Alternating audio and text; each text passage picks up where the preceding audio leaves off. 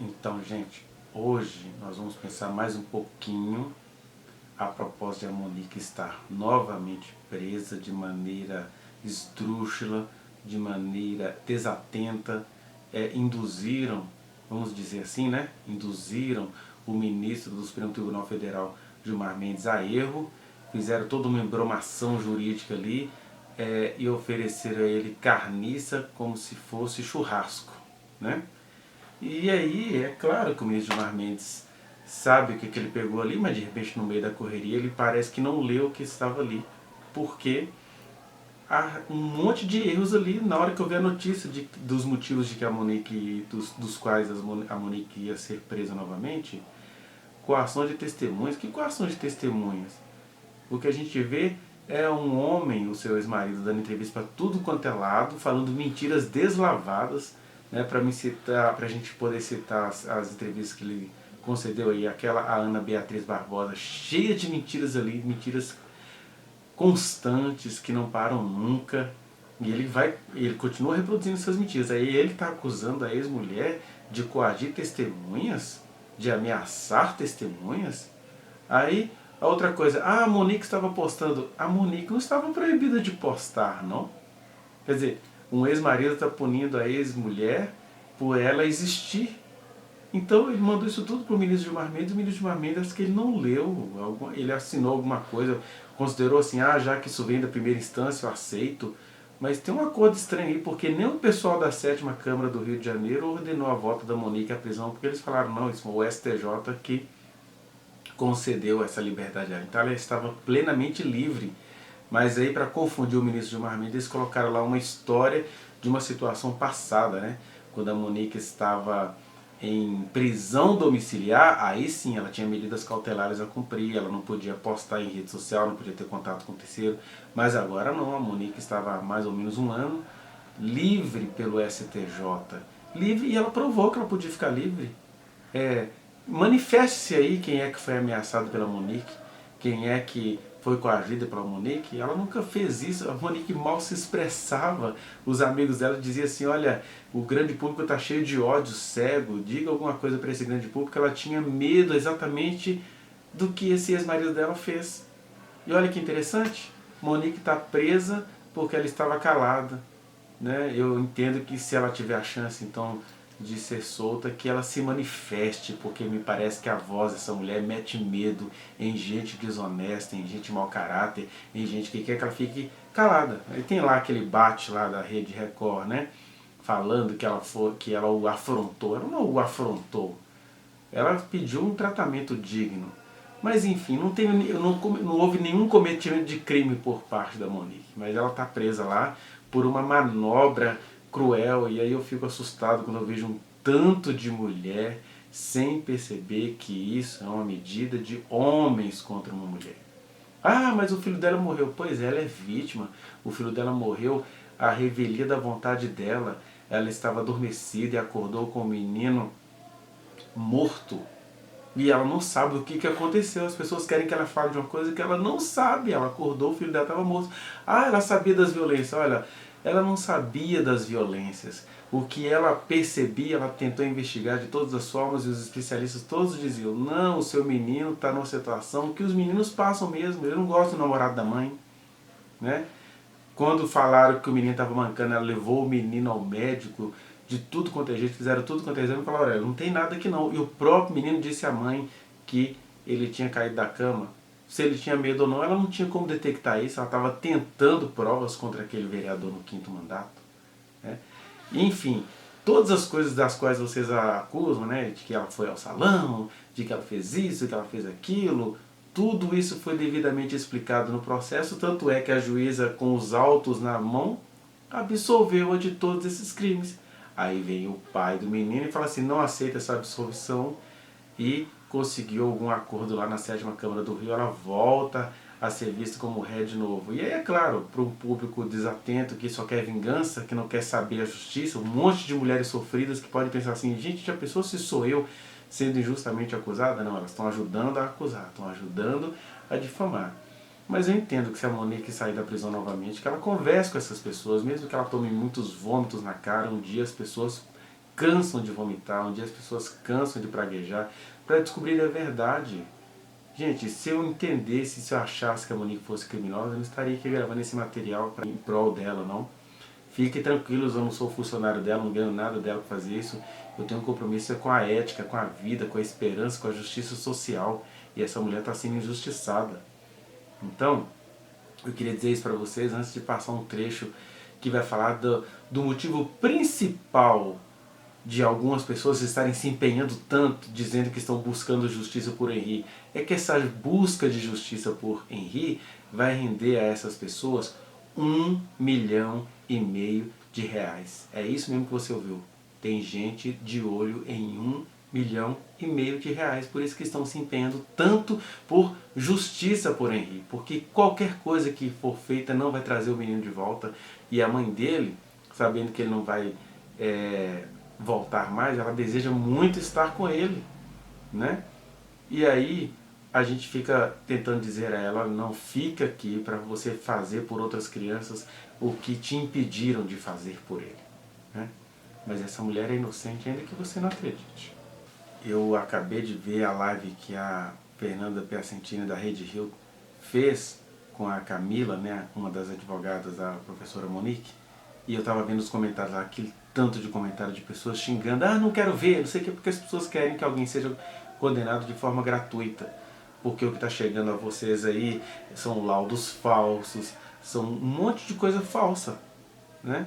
O pai sabe que é falso, tanto é que hoje à tarde eu vi ele dando uma entrevista ao UOL, e aí a repórter perguntou para ele, mas Leniel, a defesa da Monique está dizendo que ela não descumpriu nenhuma medida cautelar. Aí ele fala, descumpriu sim, eu tenho aqui um monte de postagem que ela fez. O Leniel sabe que essas postagens que a Monique estava fazendo não eram criminosas, tem até postagens minhas lá que estão aparecendo no jornal, porque não tem crime nenhum ali, a gente está apontando, é a verdade. É a verdade. A Monique não está presa hoje porque vocês entendem que ela foi omissa? Tem gente que ouviu do próprio filho que estava ganhando um abraço apertado do Jairinho e não está preso. Então por que a mulher que tem que estar presa? Porque ela é mulher? Enfim, a gente precisa pensar essas coisas, repensar os fundamentos da nossa justiça e desejar sim, desejar justiça e não uma vingança gratuita contra uma mulher de que você não gosta. De repente eu posso até não gostar de uma pessoa, mas ela merece ser tratada com justiça. O menino morreu, não tem de ser culpa da mãe, não. O menino morreu, a mãe estava adormecida. Quem fala aqui com você é quem atende várias jovens que quando na infância elas eram terrivelmente estupradas no quarto do lado da mãe e a mãe até hoje não sabe disso. Olha que interessante, né? Tem um monte de gente aí que passou pela vida do Jairinho e eles não percebiam quem ele era, porque a gente acha que o Monique tinha de saber disso em 2 meses. Então a gente precisa repensar os nossos valores, mas hoje fique com mais um trecho do vídeo de um advogado maravilhoso que ainda vai falar um pouquinho sobre essas questões. E lembre-se sempre, todo esse empenho que está tendo aí nas redes sociais contra a professora Monique é porque tem gente interessada em ganhar R$1,5 milhão de indenização. E eu não acho que isso seja honesto. Mas assista. São bastante frágeis aí os argumentos da acusação acerca da participação que precisa ser intencional da Monique, pois a acusação se baseia praticamente na obrigação que Monique supostamente teria de prever a própria morte do filho enquanto mãe. Para mim, algo completamente descabido, sobretudo quando se sabe que a relação havida entre o casal denunciado se deu em curtíssimo espaço de tempo, e estava em vias aí de ser apurada satisfatoriamente com gravações. Atitude, inclusive, tomada pela própria Monique, visando aí se cercar de provas cabais das agressões, dado, como todo mundo sabe, o poder que o Jairinho exercia sobre ela. Mas já se sabe também que não houve tempo hábil para a produção dessas provas, pois todos sabemos que, infelizmente, o crime aconteceu logo em seguida. Muitos discutem mesmo assim acerca da falta de proteção da Monique para com o filho, mas poucos sabem de fato a cronologia deste crime. Quantos dias, quanto tempo e quais foram as informações, as providências tomadas logo em seguida, ou mesmo anteriormente ao fatídico dia da morte do Henri. Independentemente, uma coisa é fato: exigir que uma mãe preveja um futuro tão trágico para um filho sob pena dela ser incriminada por homicídio triplamente qualificado, para mim é por demais cruel e desumano. Trata-se de uma exigência muito desproporcional para uma mãe que já sofre a ausência do filho em decorrência de um fato tão surpreendente e brutal ao mesmo tempo, e também jamais esperado por todos, principalmente de alguém que detinha aí uma representação popular na Câmara de Vereadores do Rio de Janeiro. Não só isso, galera. Baseado nas provas que eu analisei até aqui, quanto a Monique, eu não tenho dúvida, ela foi tratada como fantoche pelo Jair e seus advogados no início das investigações. Isso desconecta, sabe, a pretensão punitiva do Estado da própria realidade. Eu volto a afirmar a imensidão de mães que são violentadas, abusadas e maltratadas na intimidade dos seus lares, e nesse ambiente, quantas vezes os filhos, quando não são abusados também, inclusive sexualmente, pagam com a própria vida por causa de pais e padrastos que agem como animais irracionais. Como condenar essas mulheres exigindo que elas prevejam o pior? E em muitos casos, a violência é o normal da vida da grande maioria dessas pessoas. Muitas delas transformadas inclusive em estatística, porque em quase na totalidade dos casos, elas são esquecidas pelo Estado, que deveria lhes proporcionar aí proteção e não punição.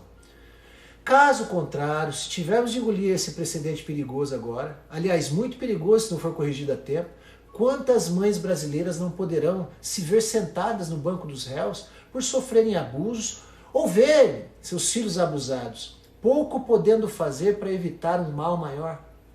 A verdade, galera, é que o caso do pequeno Henri ganhou notoriedade, os flashes da imprensa, lógico, porque envolve um vereador do Rio de Janeiro, médico envolvido aí na alta classe carioca, ou seja, trata-se de pessoas abastadas, de quem, digamos, a sociedade não espera esse tipo de atitude, sabe? Isso é só permitido nas favelas, nos morros, pensam eles. Lê do engano. A violência está em toda parte e ela é silenciosa. Ou melhor, silenciada por mulheres que têm medo de perder a vida. Por isso, acredito que a manutenção da denúncia contra a Monique configura um erro em dose dupla. Eu explico. Uma, porque ignora a dor dessa mãe que perdeu um filho brutalmente.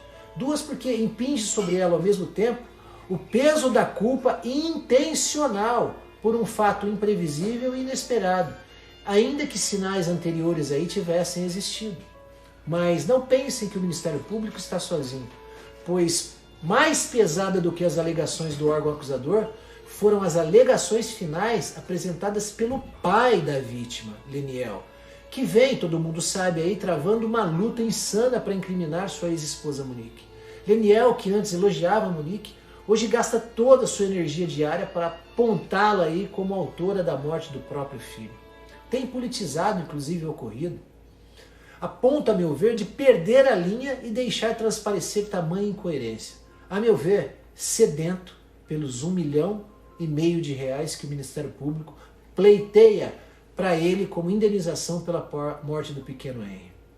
Isso mesmo, galera. Não é invenção minha, não. Está em jogo para o Leniel uma indenização de R$1,5 milhão de reais. Entenderam?